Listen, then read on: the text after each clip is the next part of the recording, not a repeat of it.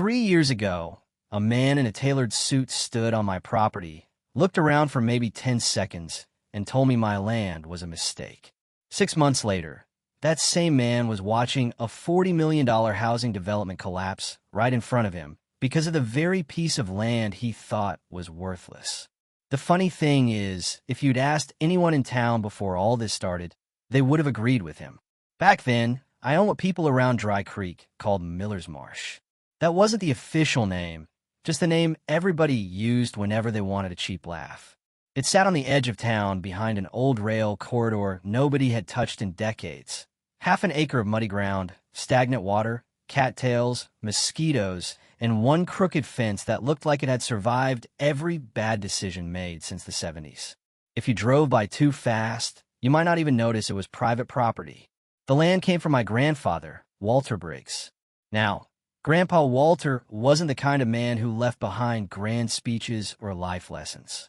He spent 40 years working railroad maintenance, drank black coffee like it was medicine, and had a habit of staring off into the distance for long stretches without saying a word. But when he passed away and the family started dividing up his estate, he left me the marsh. My cousins got farmland. My uncle got a hunting cabin. I got a swamp. I still remember hearing Aunt Linda whisper at the funeral, "Poor Ethan got stuck with a mosquito farm." At the time, she wasn't wrong. I was 34, recently divorced, renting a small house that always smelled faintly of mildew, and working maintenance at a grain processing facility outside town. The paycheck barely covered bills. Most months felt like a math problem I couldn't solve. The marsh wasn't helping anything. Taxes were low, sure, but it wasn't producing income either. Still, I kept it, partly because it had belonged to Grandpa Walter, partly because selling it would have felt like admitting everyone else was right. Every now and then, I'd drive out there after work and sit on the tailgate of my truck. The place wasn't beautiful exactly, but it had a strange kind of quiet. You could hear frogs after sunset, wind moving through the reeds, the distant groan of old train tracks expanding in the heat. And every time we came out there together when I was younger, Grandpa would point toward the abandoned rail line and say something that never made much sense. Land remembers. That was it. Land remembers. Then he'd take another sip of coffee and stare at the horizon like he knew a secret nobody else knew. For years, I figured it was just old railroad man philosophy. Then the developers arrived. At first, it was survey markers. Little orange flags appeared all over neighboring lots. Then came chainsaws, bulldozers, dump trucks. Within a few months, the entire area looked different. Trees disappeared. Roads widened. Utility lines went in. Massive luxury homes started rising where open fields used to be. The project was called Silver Lake Estates.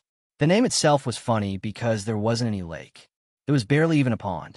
But apparently if you put words like luxury, waterfront, and exclusive into a brochure, people start writing checks. Soon there were billboards everywhere showing smiling families standing beside imaginary lakes that didn't exist. And sitting right in the middle of all that polished marketing was my marsh. Crooked fence, rusty sign, mosquitoes included free of charge. That's when I met the man responsible. His name was Grant Holloway. I heard his SUV before I saw it. The thing purred down the gravel road like it belonged in a commercial. He stepped out wearing loafers that probably cost more than my monthly truck payment and looked around my property with the expression of someone inspecting a stain on a clean shirt. Then he smiled, not a friendly smile, the kind people practice in mirrors. "So," he said, "you're the holdout. No hello, no introduction. Just that." I leaned against my fence. "Depends who's asking." He chuckled politely. "Grant Holloway. Holloway Development Group." He gestured toward the construction site behind him. "We're investing heavily in this community." I remember hearing that word and immediately feeling suspicious. Community. Funny how often wealthy people use that word right before changing everything about one. Grant looked back toward the marsh. Then he shook his head slightly. "I'm going to be honest with you, Ethan. This property has become a problem." I laughed. "Been sitting here 50 years without bothering anybody." His smile tightened, and for the first time, I noticed something cold behind his eyes. Something that told me this conversation wasn't really about land. It was about control. and I had no idea yet just how far he was willing to go to get it. Grant didn't waste much time getting to the point. He offered to buy the marsh right there beside my fence, and the number he gave me would have sounded impressive if you didn't know what land was selling for around Silver Lake Estates. It was barely enough to buy a decent used truck and maybe cover expenses for a few months. When I told him no, he tilted his head slightly, almost like he was disappointed in a child. "You can't seriously have plans for this property." "It's mine," I said. He looked across the cattails toward the old rail corridor, disappearing into weeds. Sometimes people confuse sentimental attachment with good judgment. Then he got back into his SUV and drove away. I wish I could tell you things exploded immediately after that, but real life usually doesn't work that way. The first attacks were small. So small, in fact, that if you described them individually, they'd sound ridiculous. A county inspector showed up because someone had reported standing environmental hazards. A zoning officer appeared to discuss fence compliance. I received letters from attorneys I'd never met claiming my property negatively impacted future development opportunities. One notice actually referred to the marsh as a visual nuisance. That phrase bothered me more than it should have. A nuisance, as if land needed permission to exist. At first I tried laughing it off. Then the inconveniences started stacking up. One evening I arrived after work and found several truckloads of gravel dumped near the access road leading to my property.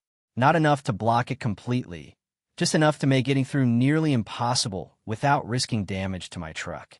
Two construction workers stood nearby smoking. "You guys know anything about this?" One shrugged. "Orders from above." That answer followed me home. Orders from above. Like somebody sitting in an office had decided my life needed to become slightly more difficult every day until I finally gave up. And honestly, there were nights when it almost worked. I'd sit alone at my kitchen table, staring at legal notices while the refrigerator hummed in the background, wondering if fighting was worth it. Grant had lawyers, investors, connections. I had a toolbox, overdue bills, and a swamp full of mosquitoes. The math didn't seem favorable. Then one rainy Thursday, everything changed. The water heater in my rental died sometime after midnight. I spent half the morning digging through old storage boxes in a shed behind the house, hoping Grandpa Walter might have left behind spare fittings or plumbing parts years ago. Most of what I found was junk. Rusty lanterns, railroad gloves, coffee cans full of bolts, old tax documents. Then I noticed a metal file case shoved behind a cabinet. The thing was covered in dust. Stamped across the front were faded words. Red River Auxiliary Rail Records. I almost ignored it. Instead, I opened it. Inside were maps, maintenance reports, engineering sketches, correspondence from state transportation agencies, and one document folded carefully between several folders. The paper had yellowed with age. An official state seal remained visible near the top.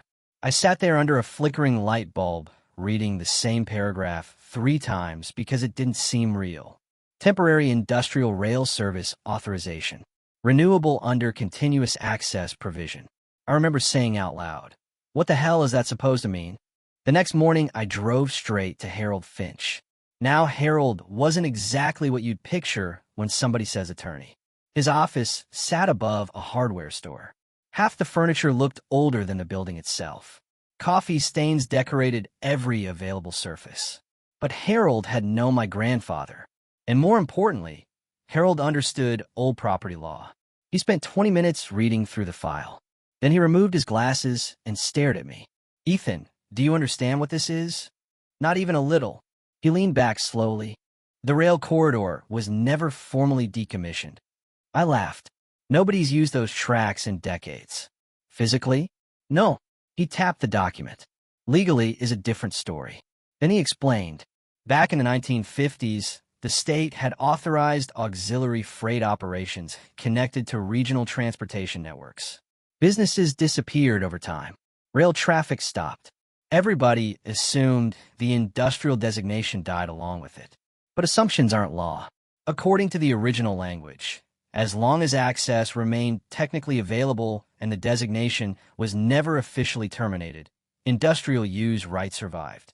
I stared at him. "You're telling me the marsh is industrial property?" Harold smiled. I'm telling you, your marsh may be the worst possible neighbor a luxury development could ever have. For a second, I couldn't speak. Then I heard Grandpa Walter's voice in my head. Land remembers. Suddenly, those words didn't sound crazy anymore. They sounded like a warning. 3 days later, another piece fell into place. I was having beers at O'Malley's with an old friend named Ryan Mercer. Ryan managed logistics for a regional freight company. We'd grown up together and spent most of the evening complaining about inflation, bad knees, and getting older. Eventually, I mentioned the permit. Ryan nearly dropped his glass. You have active industrial rail access near Interstate 17? Apparently. He stared at me. Ethan, companies would fight each other for staging space like that right now. I thought he was exaggerating. He wasn't. Ports are backed up. Warehouses were overloaded. Transportation companies were desperate for temporary transfer locations. Ryan started asking questions. Was the corridor still connected? How much land existed nearby? Could equipment access the property? 2 weeks later, engineers were surveying the marsh. A month later, construction crews arrived. And 6 weeks after that, giant floodlights illuminated the property for the first time. I remember standing outside that first night, holding a beer while generators hummed across the water. Then came the trucks, one after another. Forklifts, containers, diesel engines, hydraulic brakes, backup alarms. The entire marsh transformed before my eyes. What had looked forgotten for decades suddenly became valuable again, alive again. Near midnight, headlights raced down the access road. A black SUV stopped so abruptly gravel sprayed everywhere. Grant climbed out. For the first time since we'd met, he wasn't smiling. His tie hung loose. His face looked red. What is this? I took a slow sip from my beer. Industrial operations. You can't operate freight logistics beside residential property. I handed him a copy of the authorization documents. He scanned the first page, then the second, and I'll never forget what happened next. The confidence disappeared. Not all at once. More like watching air leak from tire. This isn't possible. According to the state, I said, it's very possible. Behind us, a container dropped onto reinforced pavement with a boom loud enough to shake nearby windows. Grant turned toward Silver Lake Estates. The lights from million-dollar homes reflected across the water. The freight yard glowed even brighter. For the first time since this fight began, he looked genuinely nervous. And standing there beside the property everyone had laughed at for years, I realized something important. The battle had finally become fair. Or at least a lot closer to fair than it had been before. What I didn't realize was that Grant Holloway wasn't the type of man to accept defeat quietly, and the most explosive part of the war was still ahead of us. Grant Holloway changed after that night. Before, he had been calm, calculated, the kind of man who never raised his voice because he never needed to. After the freight operation started, something cracked. Not publicly, of course. Men like Grant don't lose composure in front of cameras. But you could see it. The dark circles under his eyes. The forced smiles. The tension sitting permanently in his jaw. And meanwhile, the activity at the marsh kept growing. More trucks arrived. More containers stacked up. The old rail corridor got cleared and repaired. Floodlights turned night into daylight. Every metallic bang, every reversing alarm, every diesel engine drifting across the water became another headache for Silver Lake Estates. At first, the home buyers tried being polite. One afternoon, a couple stopped by while I was repairing part of the fence. Nice people, probably not much older than me. The wife looked exhausted. "Sir," she asked, "does the noise happen every night?" Almost on cue, a forklift let out a long warning beep somewhere across the property. Beep, beep, beep. I nodded. The husband looked toward the freight yard. Our realtor said this area was protected land. I couldn't help laughing. Well, somebody got creative with the brochure. They canceled their purchase less than a week later. Then more buyers followed. Turns out people willing to spend millions on luxury waterfront living don't enjoy waking up at 2 in the morning to cargo containers slamming on a loading pads. Who knew? Grant responded the only way he knew how. Lawyers. More lawyers. Environmental complaints. Emergency zoning appeals. Public statements. Local news interviews. Soon reporters started showing up. One woman stood outside my fence holding a microphone and asked whether I felt responsible for harming the community. That question irritated me more than any lawsuit. Community. There was that word again.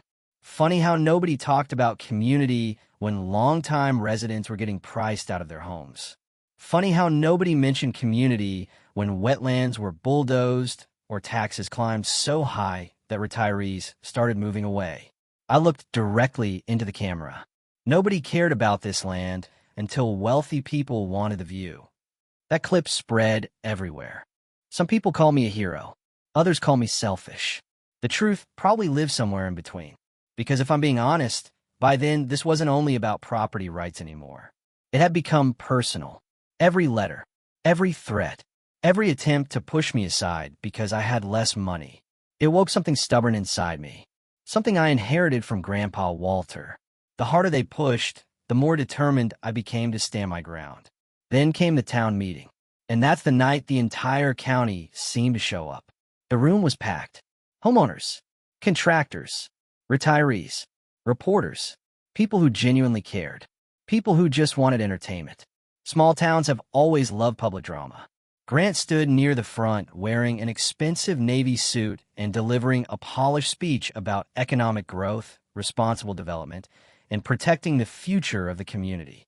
He sounded confident, professional, reasonable, until somebody in the crowd shouted, "Maybe you should have checked the zoning before building houses next to industrial rail property."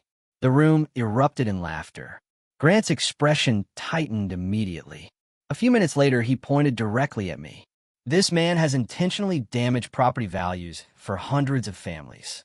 The room grew quiet. Everybody looked at me. Now, maybe a smarter person would have stayed seated. Maybe a wiser person would have chosen diplomacy. But after everything that happened, diplomacy wasn't exactly at the top of my list. So I stood up, and I said, "You built luxury homes beside active industrial land without doing proper research." I paused, then shrugged. "Sound expensive." The room exploded. People laughed. Some applauded. One old farmer nearly fell out of his chair.